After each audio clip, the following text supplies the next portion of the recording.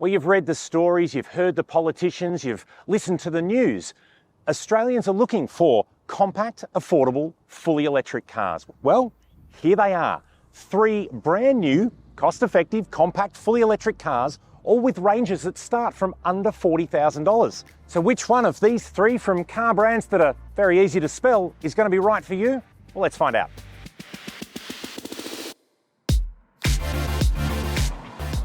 Our 3 compact, affordable, fully electric cars are the first of a new generation of cost-effective electric transport to hit Australian roads. While all 3 models have variants that start from under $40,000 before on-road costs, our test cars are a little higher in the range and represent the volume sellers from each brand. The BYD Dolphin Premium is the most affordable at $44,890 before on-road costs. It's front-wheel drive and features a 60.5 kilowatt-hour battery, 150 kilowatt and 310 Nm output, and has a claimed range of 427 kilometres. For just a couple of pineapples extra, you can have an MG4 Excite for $44,990 before on-road costs. This is the only rear drive option on the table and has a larger 64 kilowatt-hour battery with 150 kilowatt and 250 Nm output. The MG4 64 has a claimed range of 450 kilometres. At $45,990 before on roads, the GWM Ora extended range may be the most expensive of our trio, but it's still very sharply priced. In the Ora, you're back to a front drive platform and, with a 63 kilowatt-hour battery and 126 kilowatt 250 Nm output, have a claimed range of 420 kilometres.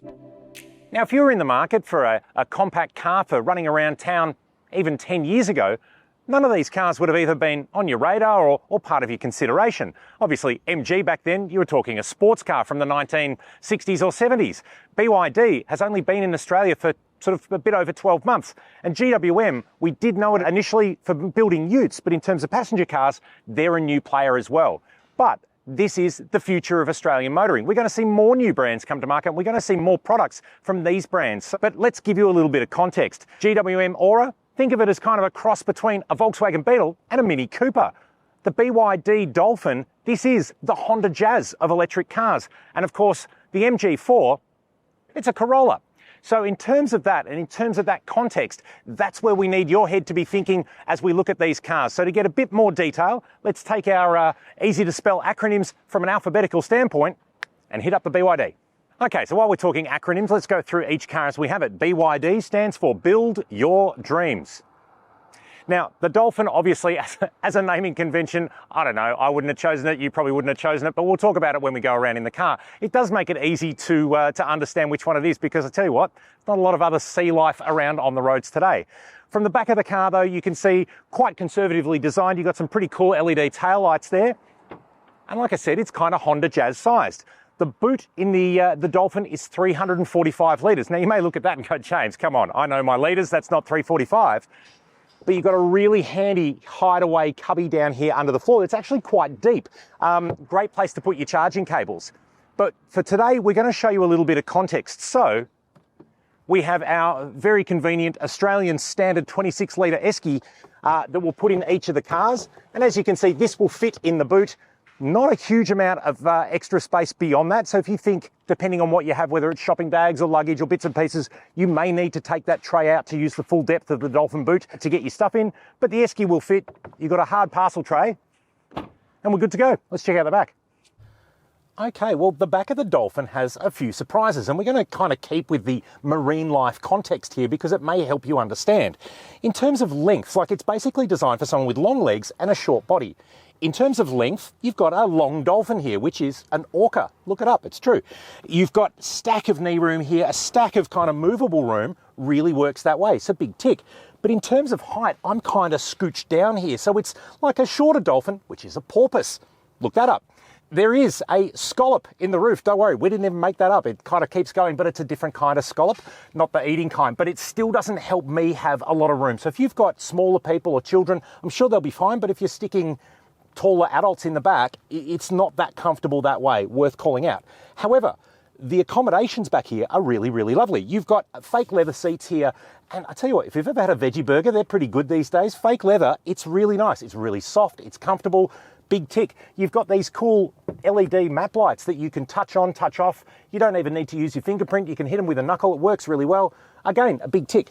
There's an armrest with cup holders here, and for my stunt coffee, works quite well. There is another cubby here in the center. You've got two USBs here, a USB-A and a USB-C, but don't put a coffee cup in there ever, folks, because the lid actually gets caught on the outside there. It'll all end badly. That's for bottles only, and probably hair ties if you've got teenage girls like I do. But generally, the back of the Dolphin, unless you're tall, it works pretty well. It's comfortable, great legroom, good accommodations. Let's check out the front. Okay, well, up front in the Dolphin, the nice quality continues. Again, the seats are a combo of the artificial leather and the artificial suede here, but they're comfortable, they feel good, and they look good. So there's a sense of premiumness here. The rest of the dashboard materials, again, it's a nice quality stuff. It feels well put together. It feels solid. So from a value perspective, this feels pretty good. The steering wheel is adjustable for both reach and tilt, which is very handy. You've got an LCD display here on top of the steering column that gives you your speed. It doesn't have a head-up display, but honestly, where this is positioned, you can see it in your peripheral as well. You've got all your basic information there, and of course, all the driver assistance information is projected onto that as well.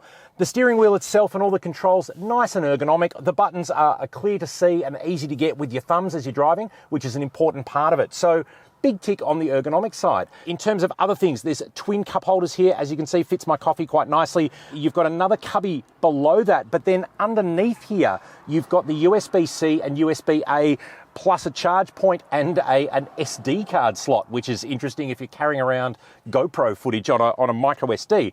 But you honestly need tiny little Dolphin hands to get in there to put those in. So not good for big fat Australian fingers, but you probably only need to do that once. What is handy, there's a charge pad right up here. It works very well, but it does put your phone front and center. Remember, even if your phone lights up, don't look at it, deal with what's on the screen. And the screen is kind of a cool thing here because like we saw in the BYD Atto, you can do the magic trick of tilty-rolly to go from portrait to landscape and back again. If we go to Apple CarPlay, it tilts it back around and it only operates in a landscape mode, but it operates full screen, so it feels really rich. You've got a lot of really nice graphical data there, works really well. The BYD software, again, works really well for the most part. There are still a lot of bugs in these systems. We get the occasional dropout. You do get a few problems. We'd really like to see a little bit more real-world market testing happening for the software in all of our three cars today. But in terms of features and things, this one looks all right. But there is one big call out. There are two ports, a USB-A and a USB-C. Everything is now moving to the newer USB-C technology. But in this car, if you want to use phone projection, so Apple CarPlay or Android Auto, you have to use the older USB-A. You can't use the USB-C. So just worth pointing out that you'll need a couple of cables floating around in the car. But that one seems to me a little bit of a just missed the technology gap only slightly. Well, next cab off our alphabetical ranks is the GWM or Great Wall Motors Ora. Now, fun fact, this car is sold in other markets as the Ora Funky Cat because, well, it is a bit of a funky cat. Check out this tail light up here in the window. It's a bit of a Knight Rider Cylon style thing. It is a pretty funky looking car. It is a pretty cute looking car, but let's talk about the boot. Back here, you do have the smallest boot of our three, 228 litres. You've got the world's cutest and smallest and probably most useless cargo blind there. You'd probably throw that out. But there is, as we saw in the Dolphin, an underfloor storage area where you can put your charging cables and bits and pieces like that. So that is handy. Unlike the Ora, though, this is compartmentalised. So everything has a little space, but it's not a free-form area. For our standardised Australian test, though, our Esky, you've got a deep lip here. It will, if I fold that lid down, it actually fits quite nicely. So you've got a slightly taller floor than we saw in the Dolphin, but it's not quite as deep. Like I said, you'll probably throw that away. As in all of our cars, though, you can fold the seats down. Let's check out the back seat. Right, well, in the back of the Ora, the first thing that you'll notice if you are cross-shopping these cars, the bench, still comfy, but not quite as comfy as the Dolphin. And it's a bit lower than the Dolphin too. I don't know if you can see from here, but my feet are on the floor, but my thighs are basically in the air. You've got a car that is designed for longer bodies, but shorter legs. In terms of accommodations, you do get a USB-A port back here. You do also get an armrest with cup holders. There's no funky map lights. It is pretty simple, but it's actually, look, you know what? It's okay. And at this price point, if you are shopping for one of these, particularly at the value end, a car like the Ora, it's not trying to do too much. If you are looking for comparison, certainly with a car like the Dolphin, there are options where you can get a little bit more car for your money. Let's check out the front seat. Now, the first thing you'll notice in the cabin of the Ora is there's a lot of inspiration from some quite premium brand names. You've got the twin screen dash here, which looks really slick. We see it in new Kias and Hyundais, but we also see it in BMWs. You've got the bank of cool rocker switches here, which is a Mini trademark. You've got the rotary gear selector here, which we first saw in Jaguars and Range Rovers. You've got the mono vent that sort of looks integrated across like Volkswagen are doing. You've got a faux suede and faux stitched upper dash, which is again another premium hallmark. So what GWM have tried to do with the Ora is give you something that really does feel like a pretty swish place to be. In terms of just general stuff though, once again, ergonomics are pretty good. You've got a lot of controls here on the wheel. They're easy to find and actually very similar to what you'll find on a Range Rover. You've got easy access to the heating and cooling switches here, which is a really important thing. Again, the screen can run Apple CarPlay as well as some local applications as well.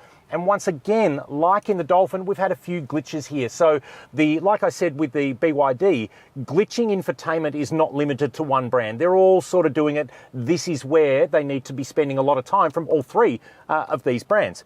Generally though, the Ora feels pretty funky. And I think funky cat, it is a funky cat.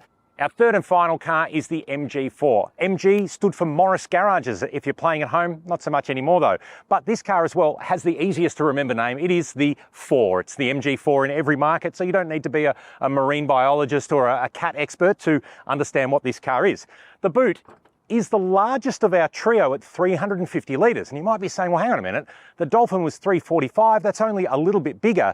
The thing is, the MG4's boot is as you see it. There's no hidden hidey holes, there's no extra storage below. There is a flap down there, but it just simply has the tyre inflator, which means your handy little MG lunchbox here with your portable charger has to live inside your boot. But it's quite a decent boot. As we put our esky in, you can see it's not only the deepest, but also one of the tallest to fit that in. Let's check out the back.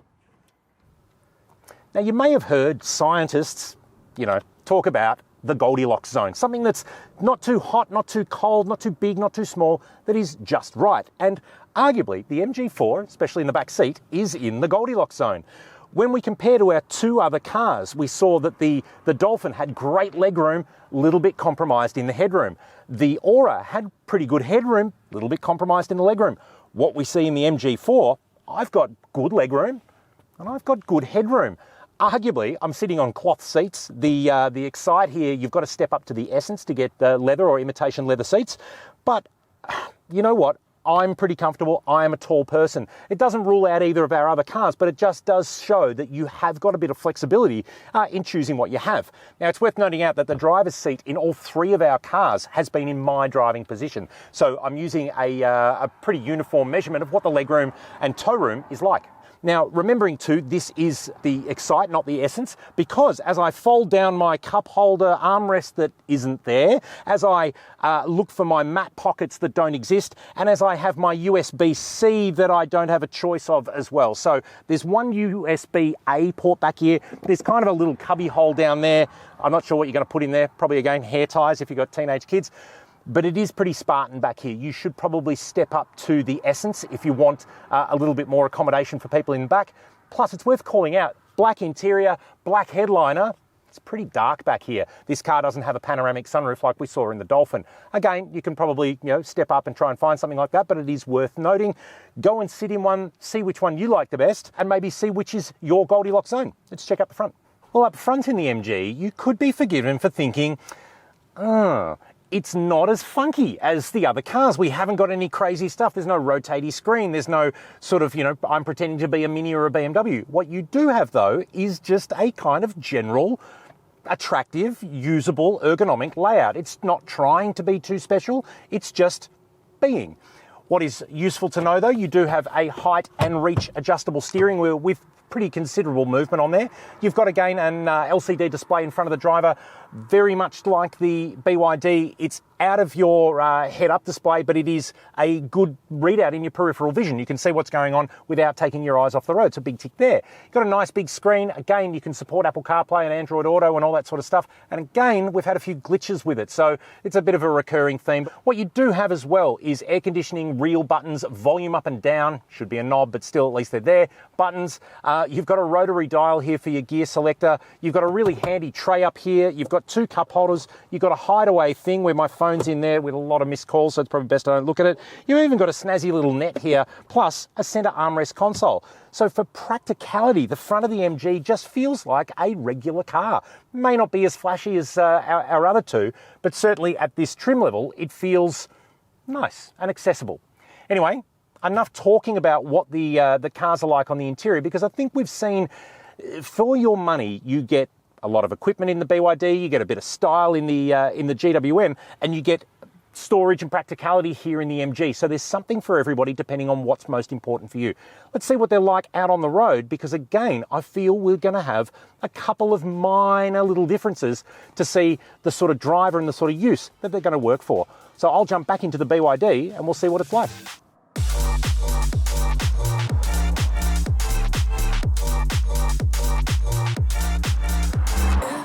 All 3 of these cars basically do the electric car thing just as well as each other. They all get real world, somewhere between 350 and 400 kilometres range. They're all real world affordable. They're all real world practical in their own little way.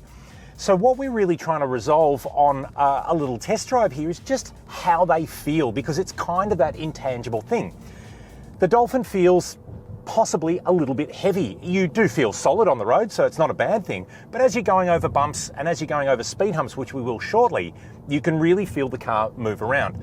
Now, we have noted the BYDs don't have a great tyre choice from factory, and it is something that if you are buying one of these and you're not happy with some elements of the ride and the handling of the car, a simple change of tyres will make a big difference. Generally though, the important stuff is actually all in the right place. You've got pretty good visibility out of the Dolphin. You've got these nice A-pillar quarter windows that really help when you're coming to an intersection. Now, I'll just stop there. We've just come down a speed hump and you really do feel the weight of this car clonking down. And it's not like some of the EVs from some of the European brands at the moment. They do feel like you're driving a literal block of flats, but it definitely does feel heavier than its size would be. So if you are coming into this thinking, like we suggested earlier, that this is your electric Honda Jazz replacement, you'll definitely notice the weight of the car. In general though, the car does feel quite nice to drive. It's light enough, it is easy enough. The brakes, again, just putting them on, then you'll feel the regen kick in before you'll feel the car really sort of start to bite and to slow. Buying and driving an electric car is a bit of a step change that you'll find from your petrol car, but you will get used to it really quickly, because it goes without saying, they're all quiet, they're all easy, you all give you that one pedal driving option if you want to. And for urban running, you'd be surprised how much sense it starts to make very early in the piece of ownership. And you'll be wondering, God, why have we not had this before? And we know why, cost and technology and whatever. But it is a where have you been all my life kind of thing, certainly for running around town. An electric car, it does make a hell of a lot of sense. And I tell you what, the Dolphin, as a kind of comprehensive package of equipment and size and all its things, it is a good little number.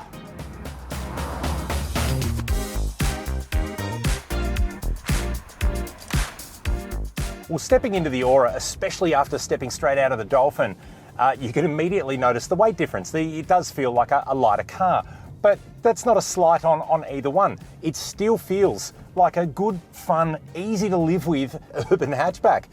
And I tell you what, even just the slight irreverence of the Ora does make it a little bit of a fun car. You do feel that you're in something a little bit different and a little bit special. In terms of the key things here again, it's a little bit boomier than what we saw in the Dolphin. You can hear the suspension working, you can hear the tyres just that little bit more, even at urban speeds.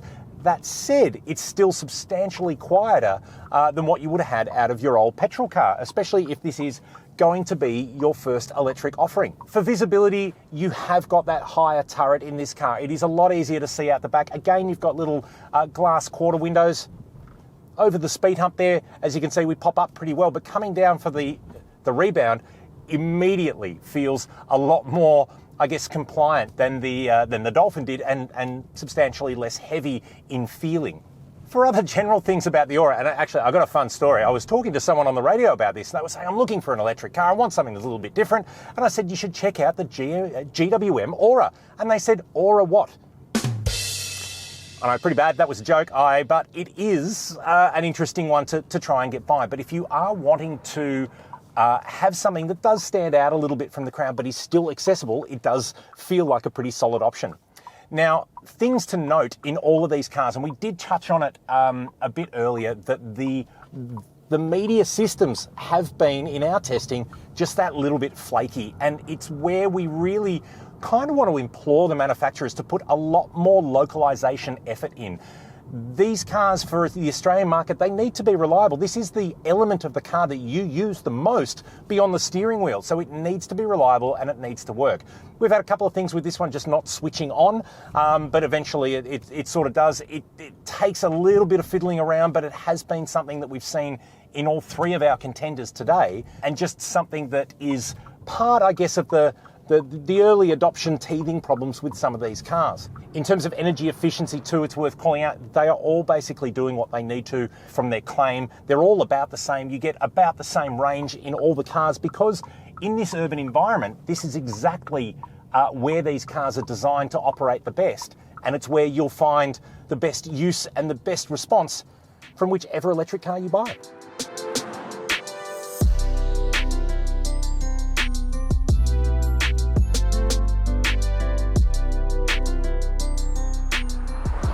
So now the third of our trio, stepping into the MG, which is incidentally the only rear-wheel drive car.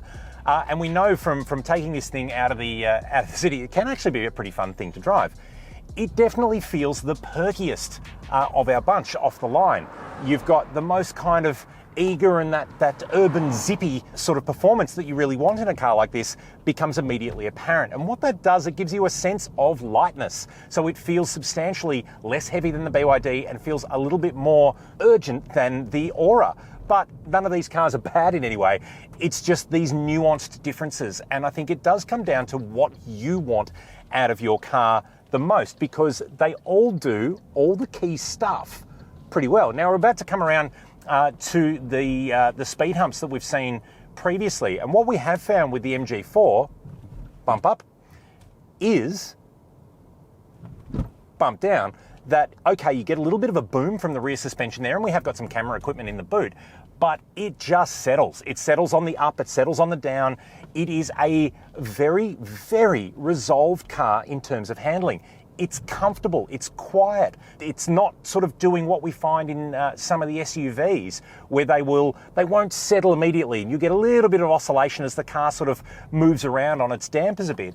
The MG4 just feels really nice, and I don't want to paint too glowing an engineering picture, but in the same way that you had brands like BMW stick with the rear drive and sporty drive feel, that's where this is coming to. It is definitely a massive step forward for MG, and I got to say, we like the new stuff much more than we like the old stuff. This is a really big change. So if you thought that MG was evolving, this is a step change. Now for other bits and pieces about the MG4, and again, going into the slightly more vanilla parts of owning a car, you do feel like this is a kind of electric Corolla. Again, you've got quarter light windows in the A-pillar to help with intersection visibility, which is handy because we're at an intersection right now. It is light and easy enough to move around. But what is worth calling out, between the three of them, the Dolphin is the only car that has an on button. Both the Ora and the MG4, you sort of get in and go. The MG4, with its rotary gear selector, has this kind of weird thing at the start that if you get in and stand on the brake pedal, the car thinks that you're trying to stop it, and you sort of need to relax a little bit, and it tells you that it's ready, but it'll take you a little bit of getting used to. It's just a little bit weird, but from a general appeal, it's not the end of the world in that way. And I have to say, in terms of just get in and go ability, all three of these cars are, perennial golf carts in a way, that you just sort of drive them around. But the MG4 does feel the most resolved. A A year ago, you couldn't buy a single electric vehicle for under $40,000 in Australia, and now you have a choice of three. And I tell you what, they're three good choices. All three of these cars give you a pretty good product depending on what's important to you, because when you break it down, the price, the range, the electric capability is pretty uniform between them. But in terms of breaking them out, let's go through the lineup. The BYD gives you the most car for your money. You've got the most equipment, the most features. It sort of works from that point in terms of a value buy. Plus, it is the most affordable car here. If you want things in your car, take a look at the Dolphin. The Ora is the car that makes the biggest style statement. It's the most irreverent, it's the most fun. It is the funkiest funky cat that, well, certainly of these three. And then there's the MG4. We said it's got the Goldilocks zone in terms of room. It's the car that gives you legroom and headroom in the back. It gives you height and depth in the boot. It gives you the equipment you need, but not a lot of stuff that you arguably don't, certainly at this price point. It is the vanilla ice cream of the trio, and there's a reason that vanilla ice cream is the most popular flavour. It does everything you need, maybe without a little bit of the flash or the flair of the other two, but from an accessibility standpoint, it gives you a compact, affordable electric car that is available to most Australians. So I think with all three of these, there's not a loser here, but for mine, the MG's the car that takes it just on being the most resolved of all three. Now, if you've enjoyed this video, like, subscribe, all that sort of stuff, you know what to do. If you've got any questions and you want to see more, head on over to Drive.com.au for the full detailed comparison, all the data, more photos, everything you need. And again, if there's anything that you want to know about the new electric cars on the market or any other car on the market, make sure you visit us at Drive.com.au.